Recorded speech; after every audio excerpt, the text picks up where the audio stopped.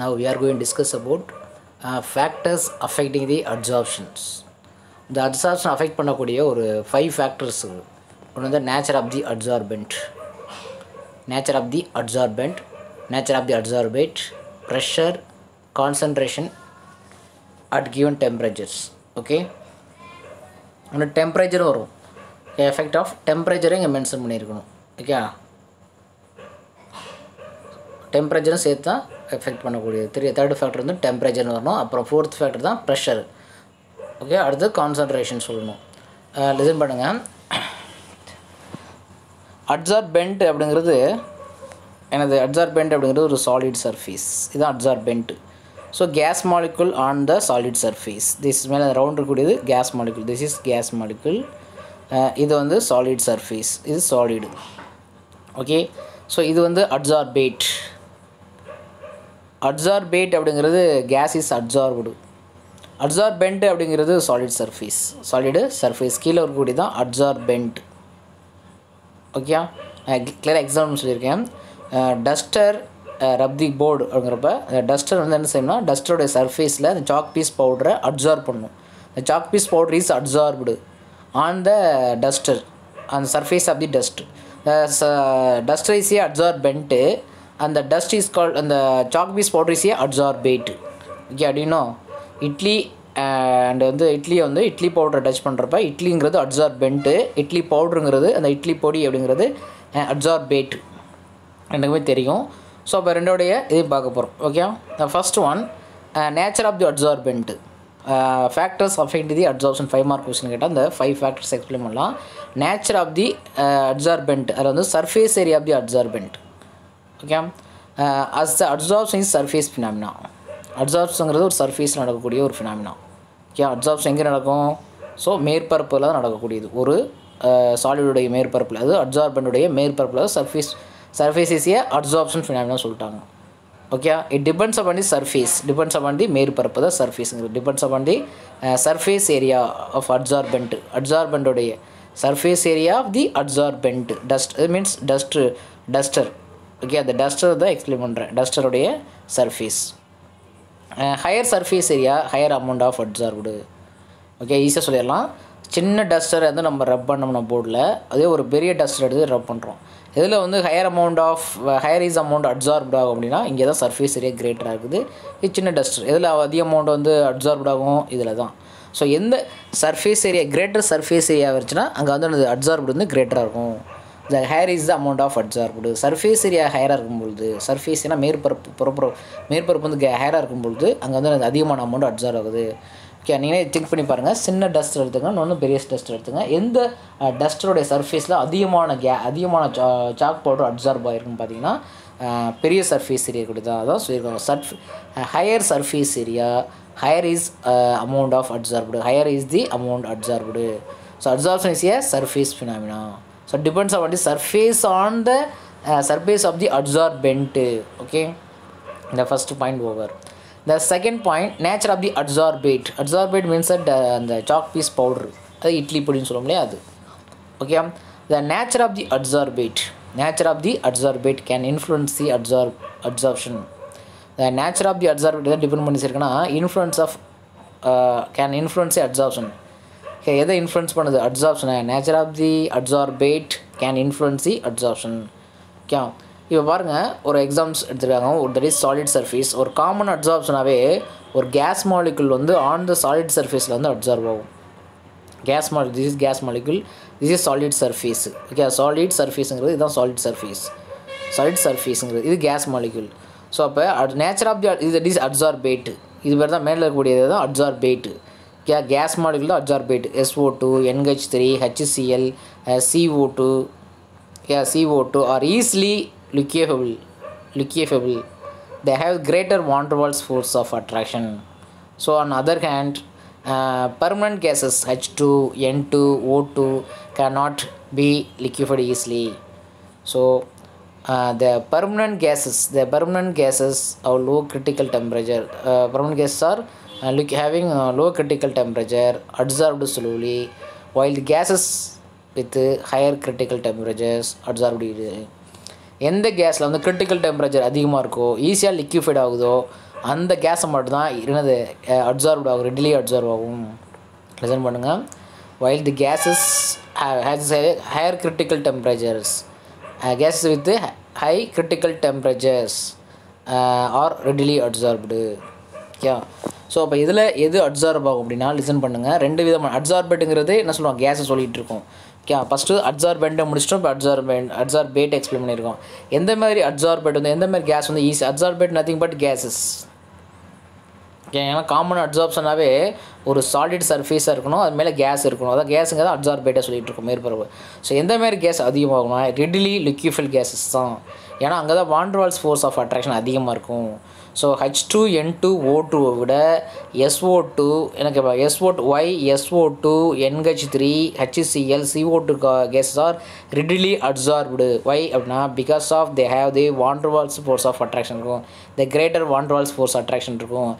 Readily liquefied ஆகக்கூடியது, ஈஸியாக லிக்விடாக மாறக்கூடிய கேஸு.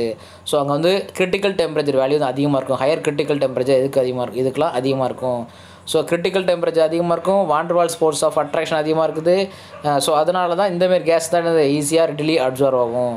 இதை விட H2O2 Cl2 அப்படின்னா ஒரு பர்மனன்ட் கேஸ், அங்கே லோ கிரிட்டிக்கல் டெம்பரேச்சர் தான். H2N2O2லாம் என்னது அங்கே ஈஸியாக லிக்யூஃபைட் ஆகாது, அதோட லோ கிரிட்டிக்கல் டெம்பரேச்சர் தான் இருக்கும். ஓகே. இந்த பேராகிராஃப் மீனிங் புரியுதா? Which gas is readily absorbed one mark question கேட்பாங்க. SO2 NH3 both A and C, O2 அப்படின்னா both A and C.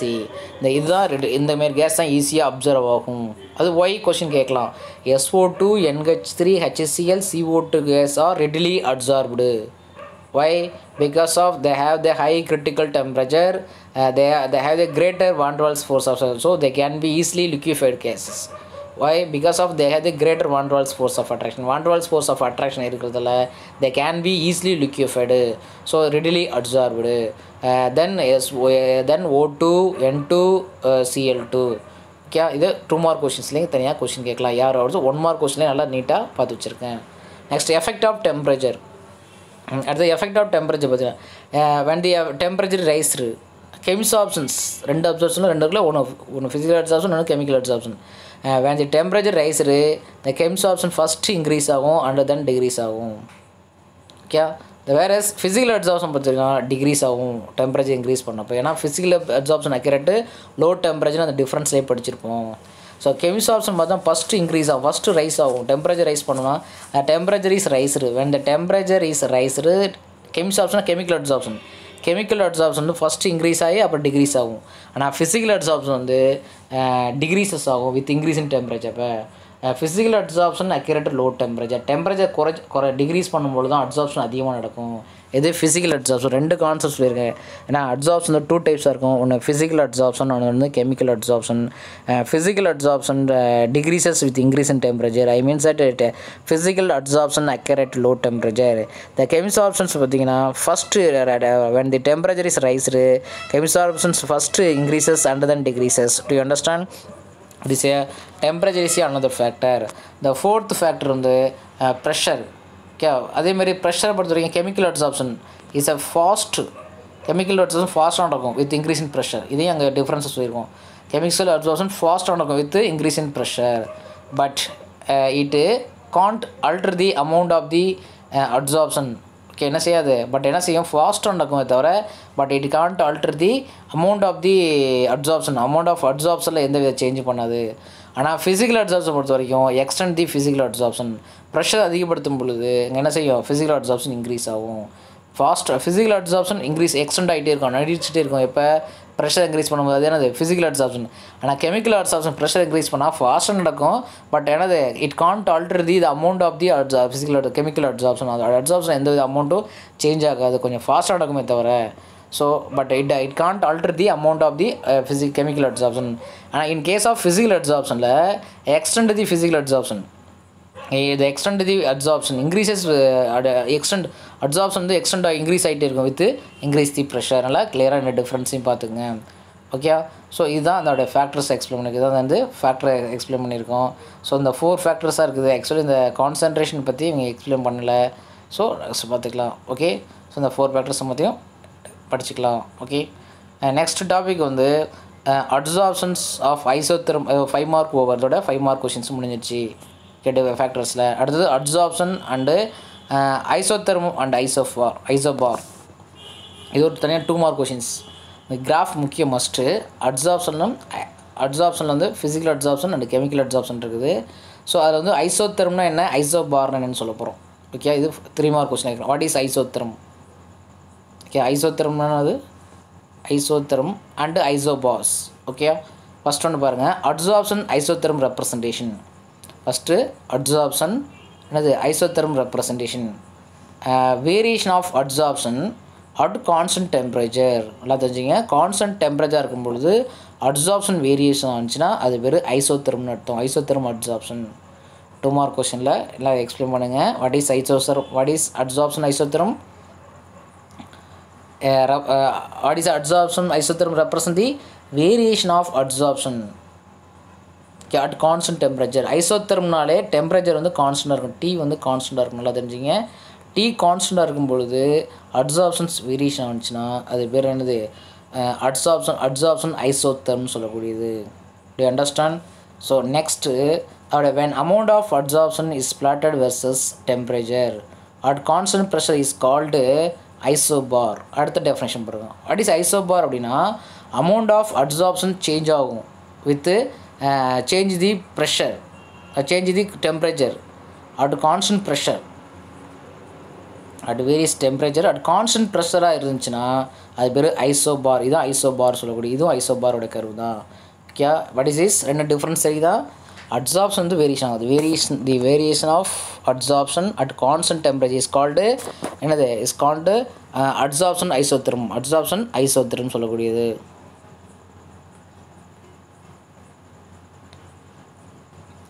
செம் பண்ணுங்க. Adsorption isotherm to represent the variation of the adsorption at constant temperature is called adsorption isotherm. Adsorption isobar amount of adsorption is plotted versus temperature at constant pressure. Temperature change ஆகும், amount of adsorption change ஆகுது. ஆனால் எது change ஆகும் வருது, constant ப்ரெஷராக இருந்துச்சுன்னா அது பேர் ஐசோபார். கான்ஸ்டன்ட் ப்ரெஷராக இருக்கும் பொழுது adsorption amount of adsorption change ஆகுது வித் வெர்சஸ் டெம்பரேச்சரும் சேஞ்ச் ஆகிடுச்சுன்னா அது பேர் isobar.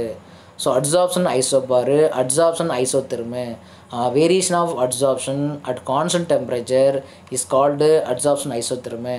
amount of absorption is plotted versus temperature, okay, at constant pressure is called adsorption isobar. So இதுதான் ஐசோபாருக்கான டயக்ராம் சொல்லியிருக்காங்க. x/m அப்படிங்கிறது அட்சார்ப்ஷன், எக்ஸுங்கிறது x/m தான் என்னது அட்சார்ப்ஷன், x/m தான் அட்சார்ப்ஷன் சொல்லக்கூடியது. y-axில் டெம்பரேச்சர் இருக்குது, இங்கே வந்து என்னது ப்ரெஷர் வந்து கான்ஸ்டண்டாக இருக்குது, ப்ரெஷர் வந்து என்னது கான்ஸ்டண்டாக இருக்குது. ஸோ இந்த கர்வ் பேர் தான் அட்சார்ப்ஷன் ஐசோபார்னு சொல்லக்கூடியது. எக்ஸுங்கிறது அமௌண்ட் ஆஃப் அட்சார்பேட், எக்ஸுங்கிற என்னது amount of adsorbate, adsorbed, amount of adsorbate adsorbed. Okay, எம்முங்கிறது adsorbent, M gram of the adsorbent. எக்ஸுங்கிற எப்பொழுதுமே தெரிஞ்சுங்க, கீழே இருக்க எக்ஸ் அப்படிங்கிறது என்னது அட்சார்பேட். அட்சார்பேட்னா தெரியும் தானே, duster, chalk piece powder. Adsorbent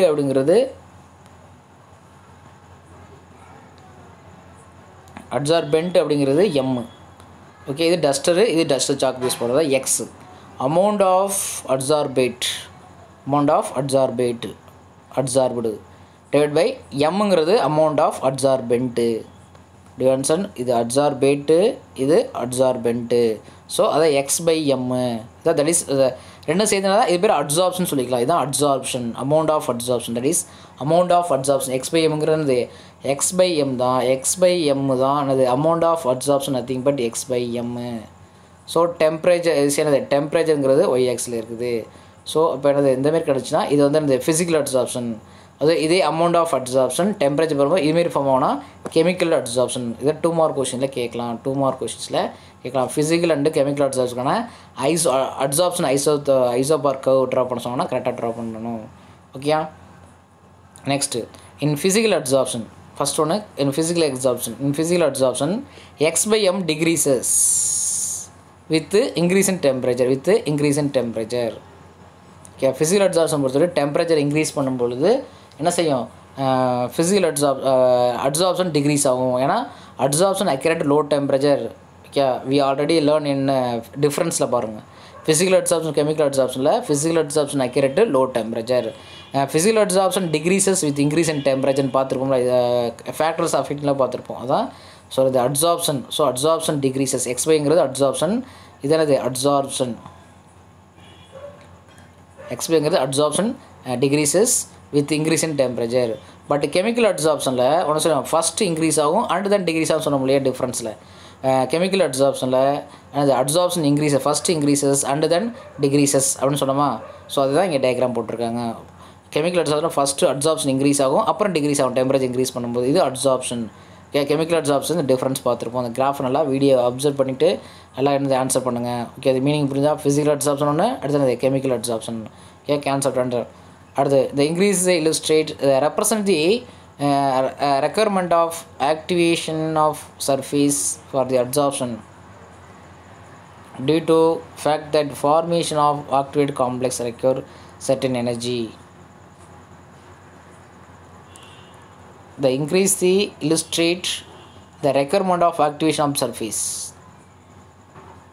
for the absorption. அந்த அப்சார்ப்ஷனுக்கு வந்து என்ன செய்யுது ரெக்குயர்மெண்ட் ஆஃப் ஆக்டிவேஷன் அது வந்து ஆக்டிவேஷன் ஆஃப் சர்ஃபேஸுக்கு ரெக்குயர்மெண்ட் ஆகுது ஃபார் அப்சார்ப்ஷனுக்கு என்ன காரணம் அப்படின்னா fact that the formation of the activate complex recover certain இதில் பார்த்தீங்கன்னா இங்கே என்ன செய்யுது ஒரு சர்டின் எனர்ஜியில் இங்கே ஒரு ஃபார்மேஷன் ஆஃப் ஆக்டிவேட் காம்ப்ளெக்ஸ் ஆகுது இட் இஸ் ஆக்டிவேட்டட் காம்ப்ளெக்ஸ் ஆகுது ஆக்டிவேஷன் ஆஃப் தி சர்ஃபேஸ் ஒரு வந்து ஆக்டிவேட் ஆகணும் சர்டின் எனர்ஜி ரெக்கார்ட் ஆகுது வந்து சர்டின் எனர்ஜி ரெக்கார்ட் ஆகுது ஸோ அப்போ இங்கே எனர்ஜி இருந்தால் தான் என்ன செய்யுது இங்கே ஒரு ஆக்டிவேட்டட் காம்ப்ளெக்ஸ் ஃபார்ம் பண்ண முடியும் ஆக்டிவேட்டட் காம்ப்ளெக்ஸ் ரெக்கவர் சர்டின் எனர்ஜி எது ஆக்டிவேஷன் எனர்ஜிங்கிறது இது இங்கே இது ஆக்டிவேட்டட் காம்ப்ளெக்ஸு ஸோ ரியாக்டன் இப்படி இங்கே ஃபார்ம் ஆகிட்டு இருக்குல்லையே அந்த இடத்துல தான் ஆக்டிவேட் காம்ப்ளெக்ஸுங்கிறது இது வந்து ஆக்டிவேட் காம்ப்ளெக்ஸ் ஆகிறதுக்கு இந்த சர்டின் எனர்ஜி தேவைப்படுது ஸோ அது பேர் தான் ஆக்டிவேஷன் சொல்லக்கூடியது அது ஆக்டிவேஷன் எனர்ஜின்னு சொல்லக்கூடியது okay decreases at high temperature is due to டிசார்ப்ஷன்